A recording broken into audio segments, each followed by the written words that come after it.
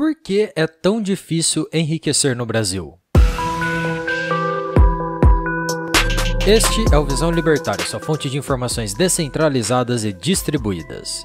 Sem dúvida alguma, acumular um patrimônio grande ao longo da vida é um dos principais desejos de uma parcela significativa da população. Aqueles indivíduos que ainda defendem a ideia de que dinheiro não traz felicidade são, em sua maioria, apenas invejosos e incapazes de gerar riqueza. Além do poder e do status, o dinheiro permite que alcancemos um dos valores mais importantes, a liberdade. Essa tão desejada liberdade permite viajar para qualquer lugar, comer em qualquer restaurante e adquirir bens e serviços sem se preocupar com o preço. Se já não fosse o suficiente, ser livre implica em ser independente. Seja em relação a empréstimos de banco, seja em relação à suposta ajuda do Estado, o acúmulo de patrimônio permite uma vida autônoma, sem a necessidade do capital de terceiros. Embora sonhado pela maioria das pessoas, é evidente que esse cenário será alcançado por um número muito limitado de indivíduos. Mas por quê?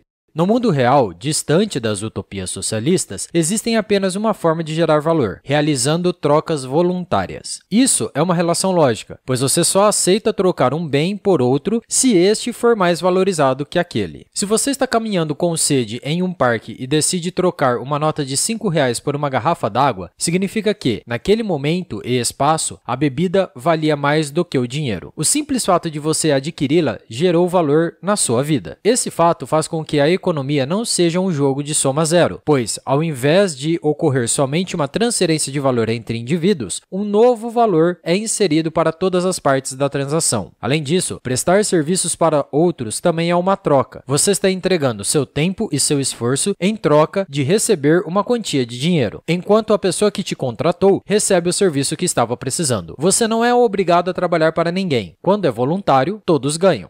Em um cenário de grande intervencionismo estatal, o protecionismo, os subsídios, a inflação e muitos outros fatores impedem a livre concorrência e geram trocas artificiais. Por exemplo, em um cenário de alta inflação, os consumidores têm sua poupança desmotivada e começam a comprar mais produtos do que desejariam. Por outro lado, com os altos impostos, mercadorias, serviços e investimentos são encarecidos, o que torna muitas vezes o seu consumo inviável. Já em relação ao trabalho, devemos aceitar que seremos recompensados proporcionalmente ao valor que somos capazes de gerar. A hierarquia baseada na quantidade de esforço empregada em um trabalho, chamada por muitos de meritocracia, inexiste nesse sistema. Mesmo que você dê o seu melhor e passe 24 horas cavando buracos no chão, se nenhum valor for gerado, não haverá nada a ser recompensado. Trabalho duro não necessariamente enriquece. Trabalho inteligente, sim. A maioria dos brasileiros pobres continua nessa condição por muitos motivos. O primeiro deles é que sua mão de obra é simples, já que a demanda por ela não é tão alta comparado com a sua oferta. A mão de obra de um indivíduo é mais valorizada quando suas habilidades são escassas e quando apresentam qualidade superior à da maioria. Trabalhadores de redes fast food, garis e caixas de supermercado simplesmente não são uma mão de obra escassa, portanto, tendem a apresentar uma remuneração mais baixa, por exemplo. Para resolver isso, é essencial que os indivíduos aprendam novas habilidades para ter acesso a outras oportunidades de trabalho mais demandados. Infelizmente, a maioria dos pobres nem sequer tem acesso a uma livraria ou até mesmo a uma boa educação de base. Isso impede que eles desenvolvam potenciais habilidades para aumentar o valor de sua mão de obra. Como já foi apontado em diversos vídeos deste canal, todos os incentivos da esfera pública mostram-se contrários ao progresso. Afinal, se os alunos de uma instituição apresentarem notas ruins, este será um ótimo argumento para que um financiamento maior seja necessário. Portanto, perpetua-se a tendência de escolas ruins serem privilegiadas em detrimento das boas. Além disso, educação estatal não ensina nada de útil. Nem se pode esperar que algo nesse sentido vá mudar com a educação estatal. As consequências deste cenário são refletidas em uma mão de obra desqualificada para acompanhar as demandas do mercado, que acabará buscando atividades menos lucrativas ou mesmo aceitando o desemprego.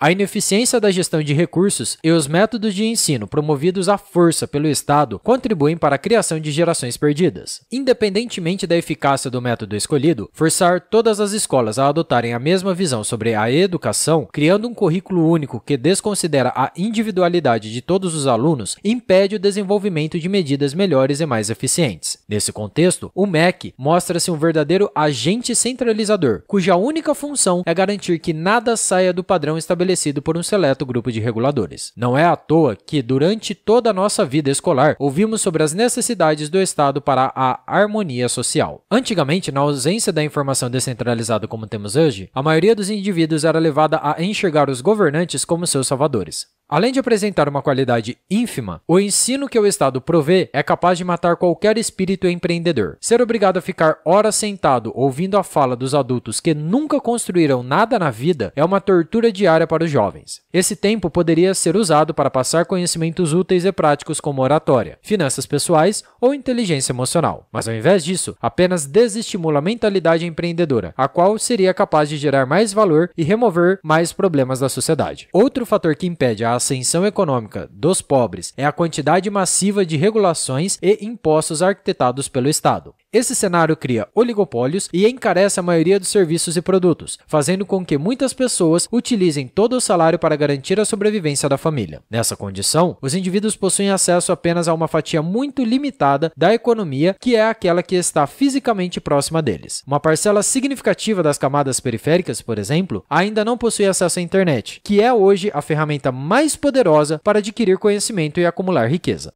Ao tentar sanar as questões sociais, o Estado foge da raiz do problema e tenta apenas remediá-lo de forma falha. Um exemplo disso é a tentativa de impor legislações como o salário mínimo. Leis desse tipo apenas aumentam o desemprego, pois excluem as oportunidades de trabalho de qualquer indivíduo que não seja capaz de gerar um valor proporcional à renda mínima estipulada. Em um livre mercado, os salários e serviços são determinados por contrato voluntário entre patrões e funcionários, sem a necessidade de poder coercitivo de terceiros. Nenhum empregado aceitará receber pouco, caso gere muito valor, pois haverá uma competição entre os empregadores para adquirir sua mão de obra. De outra parte, nenhum empregador aceitará pagar mais do que os empregados geram de valor. Caso contrário, o empreendimento se tornaria inviável. Por fim, é importante ressaltar que a desigualdade certamente existiria em um livre mercado, pois ela é um fenômeno natural. Mesmo que todo o dinheiro do mundo fosse igualmente distribuído, em pouco tempo, esse dinheiro já estaria acumulado na mão de poucos, pois o problema não está na distribuição, mas sim na capacidade de cada um de fazer dinheiro, guardar dinheiro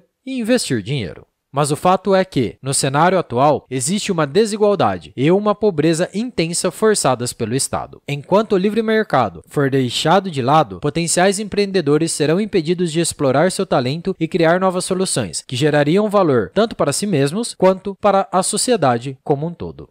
Obrigado pela sua audiência. Esse artigo foi sugerido e escrito por McFly Libertário, revisado por JJ Liber e narrado por Coreia com K. Se você gostou desse vídeo, clique no ícone de curtir abaixo e compartilhe o vídeo em sua rede social. Se você deseja ser notificado de outros vídeos, clique em se inscrever e depois no ícone da campainha.